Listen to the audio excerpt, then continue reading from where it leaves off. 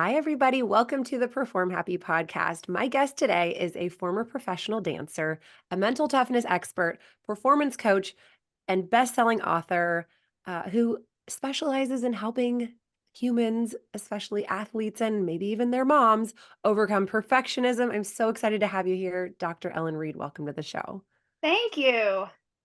So, okay, professional dancer, like just those Mhm. two words tell me perfectionism is part of your story. For sure. So I'd love to hear about how perfectionism has been a part of your life as a dancer and your Yeah, transition toward what you're doing today as a result. sure. Well, it's funny because I lived most of my life, really up until I was just about to start graduate school, very high performing. I always, was the A+ student. I packed my schedule with dance classes and after school activities. I joined every club, just did all the things that I felt like, you're supposed to do as a high performer. And I was praised for it all the time, and I was people pleaser, all the things. But I loved it, and it felt very normal for me. And I so much so that it was until really about kind of college, starting kind of to think about graduate school, that I realized, like, I'm pretty stressed. Mm.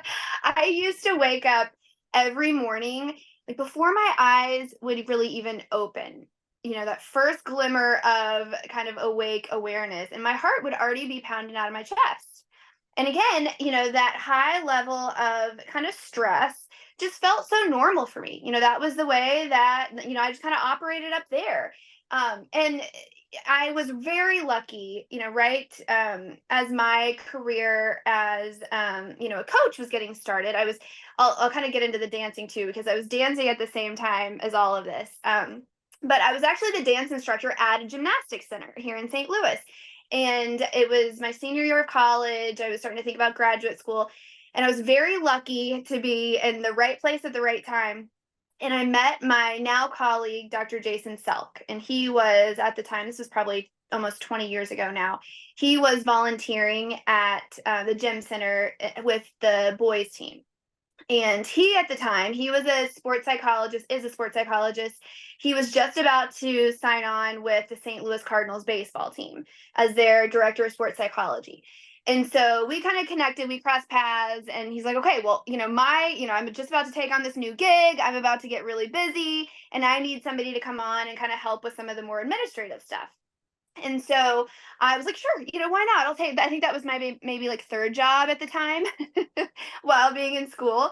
But I'm so glad that I did, because I really, in that position, got a front row seat to these fundamentals and tools that I now teach and coach people on, working at the highest level, with the Cardinals. And it was the year that this happened, the year that he started with them, it was 2006, which was, if you're a baseball fan, that was the year that the Cardinals won the World Series for the first time in over 20 years. And then while he was still working with the team, they went on to win another one 5 years later. So really good timing. His career at that time really skyrocketed. But the biggest benefit to me in my life at that time was that I was able to take these fundamentals and apply them to myself, my own dancing career, my own academic career. But then at the same time, kind of through these years, I was in graduate school myself. I have a doctorate in experimental psychology, an emphasis in cognition. So I was totally immersed in the research. So I was really able to experience this stuff at all angles. And, it kind of took until I started, learning more about this stuff, implementing the fundamentals myself, and feeling so much better and actually performing so much better, that I realized how not normal the way that I used to live my life, should have been. And I say should have been because, you know, frankly, the way I used to wake up every morning with that kind of immediate stress and overwhelm, that I'm sure is very similar to the way a lot of people wake up. Yeah. Yeah. And Very it normal, actually, in it is aesthetic very sports normal. and high performance Yes, arenas. Yep. yes, and, there's aspects of it, and I know we'll get into this, there's aspects of it that are awesome, right? Like, those high performers, they expect a lot of themselves, they push themselves, but the other side of that, really causes underperformance. It causes overwhelm, it causes burnout, it causes mental blocks, right? All of those things that kind of send people to your office and my office, right? And as you know, too, the solution is oftentimes very simple. It's just these tools and skills and fundamentals that people haven't been taught. And so we can really start kind of adopting some of the things that I know you teach and I teach, and learning how to recognize kind of the tendencies that our brains have. Whether we resonate with that term perfectionist or not, we all have that tendency for that kind of problem centric thought where our brains really want to focus in on kind of the problem or our shortcomings or kind of what's next on our list first and foremost. Going kind of back to my story, I started implementing these fundamentals for myself throughout my dancing career. And at the same time, I was working on my doctorate and then graduated from graduate school, started taking on my own clients. So I kind of had a double life there for a while. I actually just retired from dancing about a year and a half ago. So it used to be that I would get up every morning, we would start our day with ballet class. I would then spend the next several hours in rehearsals. And I would just like rush home, put on my blazer and my earrings, and then sit down and start talking with clients. But now that I'm retired from dancing, obviously I'm doing this more. I'm able to devote more to my coaching. But again, I was just really lucky. And I feel so thankful to be able to do what I do today, and be able to kind of help other people through this because as you know, I mean, people are really struggling out there. And this perfectionist mentality in gymnastics, in the business world, and parenting, it's very real, it's very normal, but it's also very simple to start kind of moving in the other direction. So I'm Mhm. not sure if I really answered your question there, but that kind of perfectionist mentality really shaped a lot of kind of who I was through graduate school. But then, I knew the before. I lived the before, and now I kind of live the after. And I think my dancing career gave me that kind of, front row seat, like backstage pass to what people are going through, like in competitive gymnastics and professional sports and things like that. Yeah. Yeah, it's so important to be immersed in it. I even, when I'm doing my Pilates right now, I'll be Yeah. like, I'm having a moment where I could either be mentally tough or I could not be mentally tough. Like, which Yes. one am I going to opt in for? And I am able to connect, like, okay, I am tired. I haven't had enough breakfast. This is my max for today. Like, just having Yeah. that human moment with myself while during doing physical exertion, it's so great to be able to apply what you Totally. teach. Whether you're Totally. running marathons or you're doing a 40-minute Pilates class, Exactly. which is about, Exactly. where I'm at in my life. But that's, I Yes. accept. But of course, the Totally. perfectionist in me is like, well, shoot, I should be doing a marathon. Darn, I don't have enough to I apply know. this to, But I call I know. myself a recovering perfectionist. So at least I have this level of Same. awareness Same. around it. I can Yes. be like, I it's love okay, that. Rebecca. you I can, love you that because can you're be. right. It's not like you just flip a switch and you're like, oh, I'm mentally tough now. I don't have to think about it anymore. Because, Mhm, our default, our normal is those, that perfectionist kind of mentality. And mhm. so, yes, we do the consistent training to work on it. But I've had times in my life where I've fallen off track. I've got two little boys. They're 5 and 8 now. But when I first became a mom, those first couple years, I remember I really let myself kind of fall into that narrative of, well, just parenting is just stressful. Moms are just going to worry, and people feed into that for you, like, oh, you're going to be worrying about your kids now until, they're in their 40s, 50s, 60s, whatever. And so I really kind of let myself go there. And I really fell off track with kind of the fundamentals that I do on a daily basis.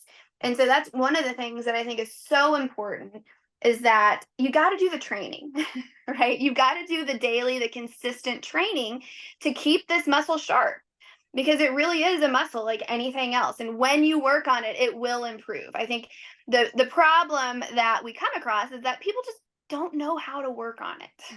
Yes. Okay. So you talk about the fundamentals that allow, and I'm assuming, allow people to find that balance of excellence, high performance, but without the underlying burnout or the anxiety or the stress. So give us some of your fundamentals. What can, Yeah. those stressed out parents or those stressed out athletes start doing right away that's going to allow them Yes. to start finding the balance? Okay, well, it's so funny, like the parenting angle. My kids are, they're 8 and 5, so and they're not super into competitive sports, but my nephews are. I've got three. I've got three nephews on for my sister's kids, and they're super into baseball. And my 12-year-old nephew, this past summer, his team was in the Little League World Series, which, it was like sounded cool. I was like, yeah, sure, that'll be fun. We'll go. It was in Indianapolis. We like loaded up the family and went there to watch him. And I tell you what, I have never been so nervous for anything in my entire life. And I've been on stage in front of thousands of people, doing my own performances and just sitting there in the stands, right? Like on this, it's little league, but for a 12-year-old, this is a huge deal. ESPN was there, the games were televised, there were announcers, and, and watching my little 12-year-old. And it really gave me a good look into what these poor parents deal with. And it really, for the parents out there, I think it's harder for you than it is on your athlete. Because your athlete, once you get in there and we start teaching them these skills, they're the ones that get to implement them, right? And they can control how they're implementing and, the effort they're putting into implementing these skills and tools that we teach them. But as a parent, you're just sitting there watching. And so the first thing I'll say is that the morning of that baseball game, it was a weekend of games, and like by the second day, I was like, I have got to go give my heart something to beat for. So the first thing I did when I woke up is I went to the hotel gym and I just got on the treadmill and I started running. So first and foremost, for the parents out there, just in terms of managing your own stress and anxiety, exercise is so important, and especially for parents who are so used to investing so much into their kids, right? Like we shuttle them around everywhere. Like we're busy. We're busy, especially when your kids are in competitive gymnastics. Like those practices are long, and for a lot of people, they're far away. And, it's very easy to let ourselves kind of take a back seat. But for your own stress, anxiety, your performance, your happiness, there is nothing better that you can do for yourself than to exercise on a consistent basis. So that's number one. The second tool, fundamental, and I'm sure that you do something like this with your athletes, is controlling the breathing. Now, what we use is something called the centering breath, where you breathe in for 6 seconds, you hold your breath for 2 seconds, and then you breathe out for 7 seconds. Now, this is something that as parents, sitting there watching your child compete. We've all seen those videos. I'm sure you've seen them of like watching the Olympic gymnast parents, and they're like, I can't remember the one that was like pretty like popular Yep. going Allie viral. Like, Raisman's parents. yes, Yep. yes. I just sat there with just like tears in my eyes watching those parents because I'm like, yes, that is exactly what it's got to feel like. But sitting there doing centering breath on repeat because your body is wanting to go into that fight or flight response, right? Like that potential threat that our brain kind of perceives as like, okay, is my child going to succeed, or are they going to fall, or are they going to XYZ? And so we can really start to control that fight or flight response when we control our breathing. And so the 6-2-7, breathing in for 6, hold for 2, out for 7, as it gets air into the diaphragm, which then has the physiological effect of slowing down that heart rate. That's something that we start every mental workout with. So, all of my clients, whether they're a gymnast, a parent, a business professional, a professional athlete, they have a mental workout that they do on a daily basis. And the centering breath is the beginning and the end of that mental workout because it's just so important to be able to start to control your biology, your heart rate, so that then you can start to gain control of your thoughts. Like when you're in that kind of fight or flight response, really your brain kind of shuts down in a way because all of your resources, and I know I'm preaching to the choir here, I know you know all of this, but all of your resources go toward that fight or flight response, dealing with addressing that threat. And so we literally become dumber in that state and less able to kind of make sense of our thoughts. So, starting with that centering breath, when you're sitting there and your heart's racing, watching your child, thinking about your child, watching your child struggle in practice, start working on getting a hold of your heart rates. That's what I would say, kind of first and foremost. Exercise, no excuse. And I know you have a million excuses. You have a million excuses to not be prioritizing your exercise, but you've got to be getting at least 3 times a week, like 30 minutes, get your heart rate up, at least, like, no excuse. There's no way you're not living your best life without doing that. And Yes. then starting to kind of get control of that breathing, that heart rate. Yeah, great tips for parents. Now, okay, talk about the mental workout. If you were going to Okay. give the average sort of 12-year-old intermediate to high level athlete a couple of tips that they could do on a daily basis that will help them up level their performance, what would be your Okay. option? So that step one, centering breath, right? So we've talked about that one. Step two is something called the performance statement. Now, this is really important, especially, well, for any athlete, but especially for gymnasts. We've got to give your brain something to focus on, right? Because when you step up on that beam, right, your brain wants to focus on don't fall off, don't fall off, don't fall off. Or go, just what if I don't go for it? Or I can't believe I balked before, or I can't believe this happened, or what if this happens, or what if that happens, right? Problem centric thought. It's the way we're wired, right? We talked about that a few minutes ago in terms of that perfectionist mentality. But it's the same thing for our kids. Just like we're wired to focus on our problems, our kids, our young athletes are wired to focus on what could go wrong or what has gone wrong. And so the more you're focused on something, the more you're going to be focused on it, right? That which you focus on expands. And so jumping up on the beam, thinking to yourself, like, don't fall off, is giving you a pretty good likelihood of falling off, Yep. right? And then the more you fall off, the worse your confidence becomes. And it really becomes this negative cycle. Now, we know that we can't just tell ourselves not to think about something, right? And I love this example that, when you tell yourself, don't think about a pink elephant, what are you thinking about? Yep. And so when we try to tell ourselves, just don't think about it. Whatever you do, just don't think about it. Don't think about the pink elephant. That pink elephant is popping in there way more so than had we not told ourselves not to think about it. So telling ourselves not to think about these things that are guaranteed to come into our minds, is a totally losing battle. Now, the other piece of this is that this is called the theory of dominant thought in psychology, that basically states that your mind can only fully focus on one thing at a time. So when you're thinking, don't fall off, by default, you're not thinking about all the things that you need to be doing to not fall off, Yep. right? And so we've got to use something called thought replacement. This is where I always do this example of, you tell yourself, don't think about a pink elephant. That pink elephant pops up. To get it out of there, we've got to replace it with something else. So thinking about a blue hot air balloon instead.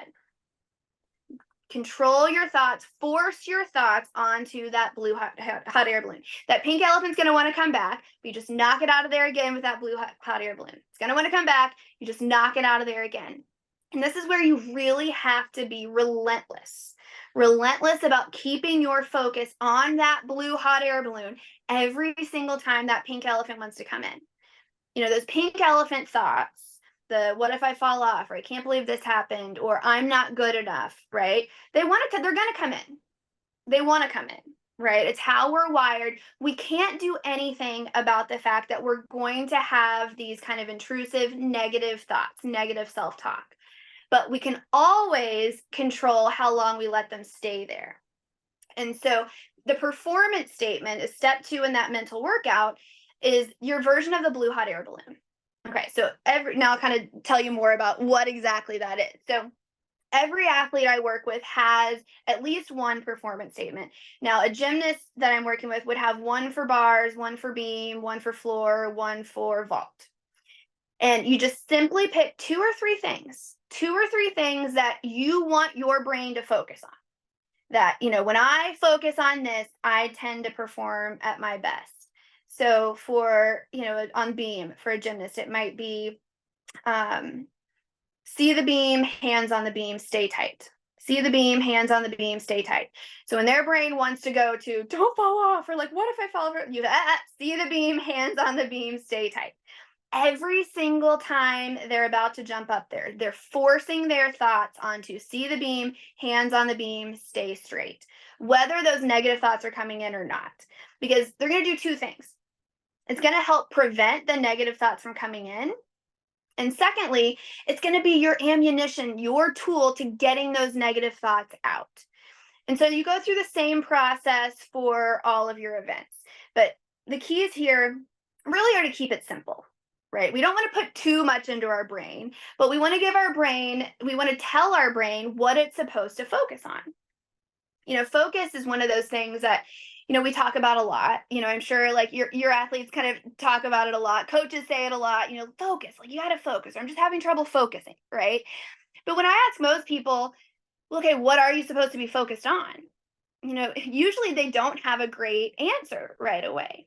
But I want my athletes to have a really good idea of what they're supposed to be focused on. And that's exactly what your performance statement should be. So keeping it to maybe like three cue points, no more than three. That's that performance statement. So you're going to start your mental workout with a centering breath. Then just in your mind, you're going to say those performance statements. And then we go on to a visualization piece of it. So let me kind of back up. The mental workout is something that my athletes will do every day before practices and competitions. So they're doing this every day so that it gets in there, right? So that when you need it, when you're actually in practices, you're about to jump up on the beam, it occurs to you to use that performance statement. So it's just kind of like your weight room, right? It's like going to the gym, going to the weight room for your brain. You use the stuff on a daily basis so that then you can better implement it when you need it. So those are the first two tools. Should I keep going or too Yeah, much? well, and so I think a lot of people actually they'll push back against certain mental techniques from a place of perfectionism, where they're Yes. like, "Oh, well, I'm not good at that," or "I'm really visual," or "I'm not like I'm kinesthetic," or "I don't like that doesn't work for me," or "I tried words and they don't work," or "I tried Yeah. imagery and it doesn't work."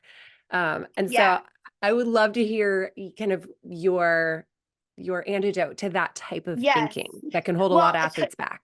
yeah, totally. And one that I'll hear a lot, especially about the performance statement, is, well, when I'm performing at my best, I'm not thinking about anything. Right. And, like I'm just in the zone. I'm not thinking about anything. And so sometimes it can be a tough sell for people when they're like, well, yeah, but when I'm at my best, I'm not thinking about anything. So I don't want to put things into my head because I like when I'm not thinking about anything. But unfortunately, we just don't have a magic pill that's going to erase all thoughts from your brain. And so if you're not practicing using that performance statement, and when those negative thoughts come in a high pressure situation, you've got no chance against them. You've got no ammunition against them. So while, there is a good argument to be made of like, yeah, when you're in that zone, you're in your like flow state and things are just happening, you don't want to mess with that. The problem with that is that we can't rely on that. We have to be able to prepare to control our thoughts onto the most important things for us to be thinking about, which is our performance statement, so that we're ready when the pressure's on. Yeah. Well, and I Because think of it like when you have mental choreography that's well rehearsed, that you yes, every time that you hit that skill, it's the same focus, whether it's a easy one or a low beam or a high beam, or it's like every single time you do that back handspring, you say the exact same thing yes, every single yes, time. And then you get to the place where pressure is up, adrenaline is up, and these words are just in the background. It's like the soundtrack of your routine without yes, any extra effort, that you can yes, actually have all of it where you're in your flow, you are hitting your skills. Those focus cues are just sort of like part of you. So that then totally, you wobble out of a turn and bam, you snap right back to exactly what you focus on. totally. It's like those quick recoveries because of a well-trained mind in that way. Totally. Because if you're in your, let's say you're thinking about nothing and then you wobble out of a turn, then your brain's immediately, oh crap, like I get Don't fall. what Oh if I no. yes, Yeah. yes. And then you've got nothing. You've got nothing to fall back on. The other thing that, I love about what you just said, and it reminded me of is another one that people will sometimes say is like, well, I when I'm in competition, then I'll kind of get pumped up and like motivated. Like they practice in a different state than they like to compete. Yep. Right. And it just doesn't make sense. I mean, it kind of sounds okay in theory when you're kind of Yeah. saying it. People can kind of convince themselves that that makes sense, but it doesn't make sense logically to practice in a different state than we Yeah. want to compete. So Well, that's yep. why, like you're saying, in practice, those cues are in your brain all the time so that you know exactly what to do in competition. Yeah. So Where there's no people, decisions to make when you're yes, up there. It's yes, all just totally, decided for you. It's like the train has left the station and everything is just a bunch of check marks. totally. There's no new decision making necessary. Yes. Yeah. And people get into trouble, as when they try to be like superhuman versions of themselves in competition. Yeah. It's like the state meet or it's a competition. Like, I've really got to be at my best. Like, everything has to come together at this one moment. And that really gets people into trouble. Yep. We've always got to be forcing our brains onto our process, right? Yeah. Like, and those performance cues, that performance statement is forcing your brain onto process. Yeah. Be the beam, hands on the beam, stay straight. Those are three things that you can control. You're forcing your brain back onto the process of doing that back handspring instead of what if I fall off or what if I don't land it? Instead of where your brain wants to go is to the results. And Yeah. so we're training our brains through that performance statement to stay focused on process. Yeah, it's funny as we're talking about this, it makes me think of like the swimmer who does all the I call it the stuff on meet day. So they've got the goggles on and they've got the Right. hoodie on, pulled all the way up, and they're like Yes. listening to this music and they're doing all this weird stuff that they never do in practice. Yes. And then basically they're telling their brain like, oh no, get nervous. We're doing the Pressure's nervous on. stuff. We're Right. doing the this matters. We're doing the there's a threat stuff. Yes. And then it Yes. actually backfires because half those kids are like, "Well, I'm really good in practice. I don't know why I'm not good at Oh, meets. I all the try time. so much stuff to be good." Like, well, if Yes. you don't do that in practice and you swim well, then actually hanging with your friends, not taking it so seriously, Totally. drinking some water, like dancing around, like that's actually Totally. your pre-performance routine that's giving you great Totally. results, not the stuff that Totally. you think you need to do because your mom Yeah. Googled it. Yeah, yes. Right, you're so right. One of my clients, is a pro soccer player, and he has a million kids now. He had 3 kids in 2 years. They had twins and then had another one a year later. And so, practices are in the mornings. And so he's used to, getting out of bed, getting the girls ready, dropping them off at daycare, and, like, rolling right into practice. The games are in the evenings typically. And so, we were kind of talking about his like pre-game routine. He's like, okay, well, yeah, I do this in the morning and then I do this. And then I'm like, I'm focusing on this and making sure I'm eating right. I'm like doing XYZ right on game day. And we really kind of discovered that, all of those things building up are putting a lot of pressure on game day. Mhm. Right. Yeah. And, I said, it's like a game is 90 minutes, right? And practices are longer than that. And like, not that we want this, but you could roll out of bed getting no sleep because you have 3 babies under 2 years old and play an awesome game. Not that we want that. But, we put so much pressure on the events leading up to the competition, like you're saying, it totally changes our mental state going into it. And we want our mental state to be consistent between practices and competitions. Yep. Yeah, it's so true. Okay, so I'd love to shift to this concept of mental toughness. So I bristle a little bit with this concept because of like the inner perfectionism. To go back to Yeah. that I feel like there are kind of two ends of the spectrum for a perfectionist when it comes to mental toughness. Either you are injured and not asking for help, you are trying to force your way through a mental block, not asking for help. There's like this concept that you have to push and push and grind and do it again and again and again because it's never good enough.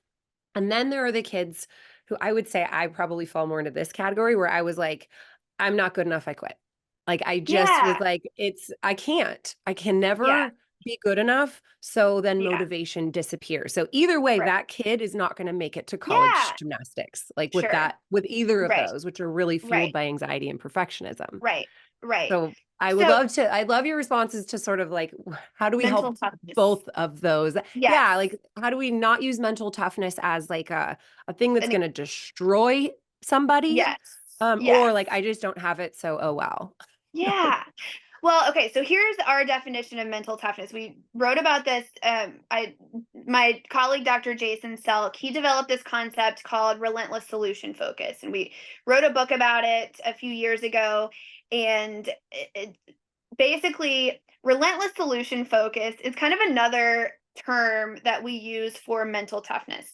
So the definition of mental toughness that we use and the definition of relentless solution focus is this: it's the mind's ability to stay focused on solutions, especially in the face of adversity. So, the mind's ability to stay focused on solutions, especially in the face of adversity. That's it for us. And really, relentless solution focus, mental toughness within this definition is just kind of another way of saying optimism. Mm. And in fact, relentless solution focus and this mental workout is kind of in this, we walk people through it in the book, but relentless solution focus is really a concrete way of training optimism. Now, here's why this is so important. The research on optimism has been very extensive. And people know this. People know that, it's good to be optimistic. We've probably heard that before, that it's good to kind of focus on the positive and things like that. But the research on optimism is just so compelling, and it's just really too compelling to ignore, that people with optimism are healthier, they're happier, they're more successful, they sleep better, they have better, more longer lasting friendships, they have significantly less of a chance of getting almost every major disease. Now, in this one, this stat I feel like is almost unbelievable whenever I say it, but people with higher levels of optimism live on average up to 14 years longer than those who don't. It's amazing. It's incredible. And again, optimism is essentially just the mind's ability to stay focused on solutions, especially in the face of adversity. But when you think about the biology of it, the biology, like the chemistry of optimism, it really makes a lot of sense that when our brains are focused on a problem, right, like that perfectionist mentality that we talked about, that PCT, that problem centric thought, it sends a signal from our brain to our body to release cortisol, the stress hormone. And you know this, cortisol really, certain levels of cortisol are important, right? They're important for our motivations, for our bodily systems, and things like that. But most people are walking around with way elevated levels of cortisol. And even at kind of moderately higher doses, this stuff is like low dose poison coursing through our veins. And, we talked about that centering breath and being able to kind of control our heart rate so that we can get better control over our thoughts. Same thing with cortisol. When our cortisol is elevated, we literally become dumber and less able to come up with solutions or ideas for solutions to deal with the problem that we're focused on. And so this PCT really is the opposite of relentless solution focus. Relentless solution focus optimism is essentially the opposite of problem centric thought. And there's a couple tools in the book Relentless Solution Focus, one being the mental workout and another one being something called the success log. Now, the success log is the concrete tool that we use to literally train our brains toward optimism. Now, this is something that I have every single one of my clients, whether they're a gymnast, a parent, or whoever, you fill in the blank, do on a daily basis, especially for the perfectionist. Mm. And I think it would be a pretty safe bet to say that, everybody that comes to work with me really resonates with that perfectionist mentality, because they care, right? Like they push themselves, they expect a lot of themselves. And this success log is really designed to shift from that perfectionist mentality that's so normal to a relentless solution focused mentality. So I can pretty quickly teach the success Yeah. log. Oh yeah. Lay it on So us. there's just three questions. It's very simple. Question number one is you just write down what three things did I do well in the last 24 hours. So if you're a parent listening to this and you're wondering what to say on your kid on the drive home from gymnastics, that should be the first thing. Like, hey, tell me three things you did well. So writing down on a daily basis three things you did well in the last 24 hours. You're forcing your brain to pay attention to what you're doing well. Because again, where our brains want to go is the one thing that didn't go well. Yep. Yep. They And get a this 9.9 and they are just yes, stressing over that little yes, bubble the whole time. yes, yes. And so remember, that's our default. And so without the consistent training, that's where our brains want to go. And so remember the success log, right? We're retraining the brain. And this is so important because like you can't just give somebody a pep talk, right? I wish that was good enough, Calm but down. yeah, Yeah. exactly, exactly. The pep talk isn't going to work for more than, a day or two, and I hope people listening to this understand or, okay, optimism. That's supposed to be really important, right? I need to start being more optimistic. But without a concrete tool of training it, you're just going to go back to your default. And so every time you fill out your success log and you write down those three things that you did well in the last 24 hours, you're literally creating stronger neural pathways in your brain that makes it easier for you to recognize and focus on what you're doing well. So we're really taking advantage of neuroplasticity, teaching our brain, molding, rewiring the way our brain works from that normal perfectionist mentality to kind of creating that new normal and what we call the relentless solution focus mentality. So that's number one, three things you did well in the last 24 hours. And then number two is, what is one thing I want to improve in the next 24 hours? And for a gymnast, for an athlete I'm working with, it might be, what are three things I did well in practice? What's one thing I want to improve in the next practice? Because again, our default is, what did I screw up? What did I mess Mhm. up? Right. And so we can't just tell ourselves, don't think about that. Just don't think about what you messed up. Right. We've got to tell ourselves something else to think about instead. So that's where we're asking, okay, what's one thing I want to improve in the next practice, in the next 24 hours? And keeping it to one is really important. Everybody's had the experience of being overcoached. And right, like, do this, work on this, focus on that, and also while you're at it, focus on that, right? Yeah. 7 corrections before you run for your vault when Yes, you're just like, I have no idea. I'm just yes, running now. exactly, exactly. When you try to focus on too much and really more than one at a time, you're not going to do any of it well. Mm. And so forcing your brain to focus on, what's one thing I want to work on improving in the next 24 hours. And then question number three, what's one action step I can take that could help me make that improvement? So we identify the result. What's the one thing I want to work on improving? But then we identify the process. What's just one action step I can take that could help make this improvement? Forcing our brain, again, training our brain to always go back to process, process, process, process. So if the one thing I want to work on improving is consistency on beam, maybe the thing that I identify that is the action step is, I'm going to spend an extra 10 minutes in between, after practice tomorrow doing this one drill, whatever it is. But being specific, really trying to have a number on it. So instead of just saying, well, I'll just work on being more consistent, try to have a number. Like, I'm going to spend 10 minutes doing this, or I'm going to do 10 extra turns, or I'm going to do 10 reps of this drill. So if you can get started writing down your answers to those three questions, parents and athletes doing this each for themselves, it's really kind of setting your brain up to shift from that normal perfectionist mentality. Yeah. And I love that you say that normal perfectionist mentality. Like, you're not broken if you No, have yeah, developed based on your biology. yeah, This We all look for threats. We all look for problems. It's part of staying alive as humans, yes, but we're not out in the wilderness being chased by tigers. So yeah, we actually don't have to have that set of armor always up. yes, We can be walking through the jungle being like, I am actually good at this. I am yeah, actually a kind exactly, human. I'm a good teammate. I like my sport, instead of just like, I'm bad. I'm bad. I'm not good enough. I'm not good totally. enough. Totally. Well, and this is one of the reasons of many that, I'm so thankful for the work that you're doing, and especially the work that you're doing to put this out there in a podcast, because, people are struggling, and people are not talking about the fact that they're struggling, right? Yeah. And they talk to us about it, they talk to me about it, they talk to you about it, but they oftentimes don't talk to each other about it. And so when an athlete, or even, when a parent is watching their athlete struggle, and a lot of times that struggles inside their brain, right? And they feel it, but other people might not necessarily recognize it. It feels very isolating. And it feels like there is something wrong with me. But understanding that these things that we're talking about with, these like quote unquote mental blocks or struggling with confidence or all of a sudden waking up with one day and like you can't do the skill that you've done since you were 5 years old, right? All that stuff feels very scary and isolating, but it's actually very common. We see it every day.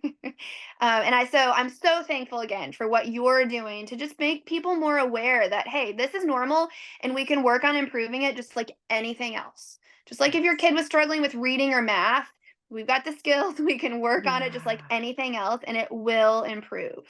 Absolutely. Yes. And we'll wrap it with like, I just have to chime in and say, if you're experiencing a mental block, the first question that I ask is, what can you do? Because they're so focused on, I can't do the back handspring. Well, what can you do? Can you do it with a spot? Can you do it on a trampoline? Can you do not what should you be able Yeah. to do, but what can you do? And that's like that next little, like, go Yes. get a little win. Okay, you did it. Yes. Awesome. Your brain let you do that. That was so good. And it felt safe. Yay. Okay, now what can you do? And that's it's the shift from I can't to what can I that opens Yes. up that lane of possibility again. And Yes. and I remember you posted on your Instagram about, like, shooting basketball, like, Yeah. how to help somebody get better at Yeah. basketball as far as Yeah. confidence, not by ratcheting the thing up to the sky Right. and saying, "Go, like, Right. keep failing till you Right. hit it." You lower Right. it down and let them get a win, Totally. and then you slowly can step it up Totally. as confidence Totally. increases, as skill increases. I mean, Yes. that's instead of coaches being like, "Okay, go to high beam," like, give them a medium beam, give Yeah. them a mat Totally. so that they can just get a Totally. series of wins and go, "Well, I can do this. I can do this. I can do this." Yeah. And that I can see lines up perfectly with Yes. optimism. You're You're creating so right. optimism Yes, through a series of exactly, little and wins. confidence. Well, and, there's coaches listening to this too, um, and I love the fact that there's coaches listening to this. The fact that if you're a coach and you're listening to this, like, thank you. Thank you for caring so much about your athletes that you are working on improving yourself. Because coaches grew up in this sport too, and they may not have had someone coaching them who was great at motivating or great at Yeah. navigating this stuff. And they may had to have kind of done it that way, where their coach said to them, "Go get on high beam and stand there till you can do it." And maybe they were able to navigate that, right? But it's learning a better way. And that's why I'm just again so thankful for what you're doing, but so thankful for anyone who's listening to this. If you're a parent listening to this, like my gosh, like your kid is so lucky that you're Mhm. working on ways to be able to better support your kid, to be able to better support the athletes that you're coaching. And the good news with this is that we have the research to back it up. Because it's often tempting, as coaches or parents, we're like, well, we did it this way and we're fine, right? But luckily, people have done the research on it, right? To be able to say, well, actually, here's what's been proven to be most effective. So yeah, you're so right. Mm. It's really Yes. cool what you're doing. Oh, thank you so much. You're like gonna make me cry. It's true. I have not stopped to thank the parents and the coaches enough for spending your time investing in your personal growth to help these kids. Like, what a Yeah. powerful statement of Yeah. that culture shift that I Yeah. think you are also probably passionate about creating in youth Totally. sports as well. Totally. And what I may add to that quickly is that on that note, parents and coaches, make sure you're doing it for yourselves, right? It's so much easier for us to invest in our kids. But I want your kids to see you doing a success log. Are you doing the tools? You doing a mental workout and working on improving, right? Like we are our own best models for our kids. And so, it's so easy to prioritize, what our kids should be doing, but you deserve to feel better as parents too. You Yes. deserve to work on your own self confidence. And so, steal some of those really simple tools that, we're telling you how to do for your kids for yourself. Yeah. Oh my gosh. A happy coach is a good coach. A happy Yeah. mom is a good Yes. patient mom, like Totally. 100%. But yet we are like taking the back seat. So Yeah. yeah, there's your permission. Exercise, breathe, put your oxygen mask on, and your kids are going to get so much more out of that than sitting there staring at workout, period. Yes. Yes. Totally. Oh, Dr. Ellen Reed, I knew we would be able to talk and I talk and know. talk about this. I'm so glad to have met you, to have you, share so much of your amazing Same. wisdom and tips. So much value here. Now, if people want to read the book or find you online, where's the best way for them to find you? So on Instagram, I'm just Dr. Ellen Reed. You can find me on there. And I do try to post. I've gotten kind of more serious, I should say, about my Instagram, about really trying to post really quick, simple tools, fundamentals on there. And then our book is called Relentless Solution Focus. You can find it on Amazon. But if you go to my Instagram, there's links there to our website and the book. I've got a free masterclass on there on conquering that perfectionism that you can grab. Um, yeah, Awesome. Well, everybody check it out. Follow. I am a huge follower, have been for a while. I love all of thank your amazing you. content. Same. I love everything that you're posting out there too. It's so valuable. Yay. Well, this has been awesome. Thank you so much.